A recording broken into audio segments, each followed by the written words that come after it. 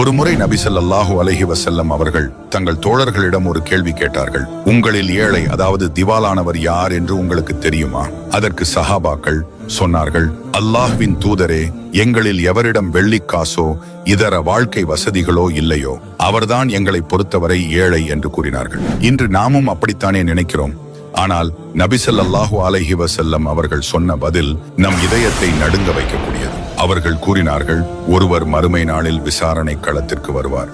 அவர் உலகத்தில நிறைய தொழுதிருப்பார், நோன்பு நோற்று இருப்பார், ஜகாத் கொடுத்திருப்பார், இப்படி மலை போல நன்மைகளை சுமந்து கொண்டு வருவார். ஆனால் அதே நபர் உலகத்தில் வாழும்போது ஒருவரை திட்டியிருப்பார், இன்னொருவர் மீது அவதூறு சொல்லியிருப்பார், வேறொருவருடைய பொருளை அநியாயமாக சாப்பிட்டிருப்பார், ஒருவருடைய இரத்தம் சிந்த காரணமாக இருந்திருப்பார், இன்னொருவரை அடித்திருப்பார்.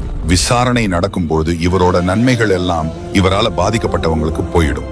நன்மைகள் தீர்ந்த பிறகு அவங்களோட பாவங்கள் இவர் தலையில ஏறி இவர் நரகத்துல வீசப்படுவார். இவர்தான் உண்மையான ஏழை. இறை வணக்கம் எவ்வளவு முக்கியமோ அதே அளவு அடுத்தவங்க உரிமையை பேணுவதும் முக்கியம்.